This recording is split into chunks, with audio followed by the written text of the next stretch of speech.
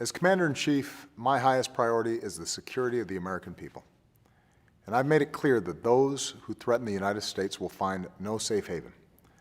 Thanks to our military and counterterrorism professionals, we took out Osama bin Laden, much of al-Qaeda's leadership in Afghanistan and Pakistan, and leaders of al-Qaeda affiliates in Yemen and Somalia.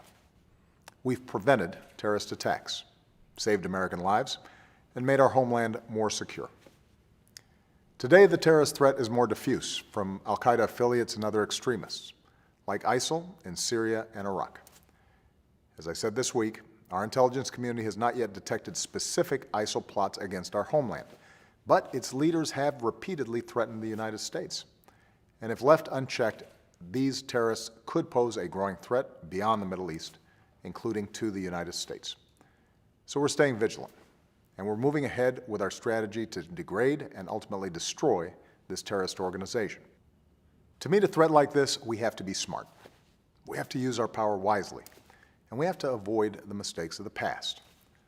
American military power is unmatched, but this can't be America's fight alone. And the best way to defeat a group like ISIL isn't by sending a large number of American combat forces to wage a ground war in the heart of the Middle East. That wouldn't serve our interests. In fact, it would only risk fueling extremism even more. What's needed now is a targeted, relentless counterterrorism campaign against ISIL that combines American air power, contributions from allies and partners, and more support to forces that are fighting these terrorists on the ground. And that's exactly what we're doing.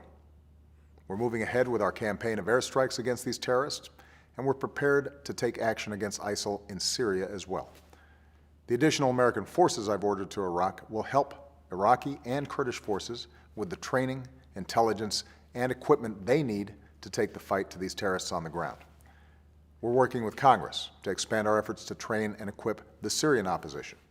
We'll continue to strengthen our defenses here at home, and we'll keep providing the humanitarian relief to help Iraqi civilians who have been driven from their homes and who remain in extreme danger.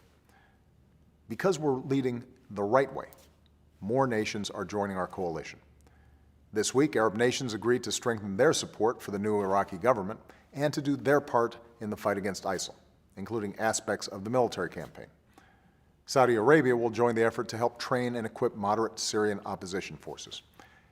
And retired Marine General John Allen, who during the Iraq War worked with Sunnis in Iraq as they fought to reclaim their communities from terrorists, will serve as our special envoy to help build and coordinate our growing coalition. Today, every American can be proud of our men and women in uniform who are serving in this effort. When our airstrikes helped break the siege of the Iraq town of Amerli, one Kurdish fighter on the ground said, "It would have been absolutely impossible without the American planes."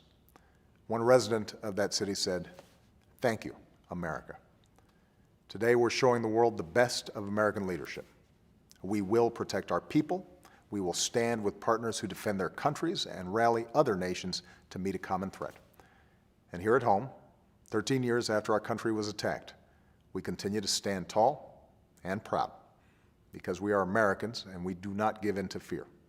We carry on and we will never waver in the defense of the country that we love.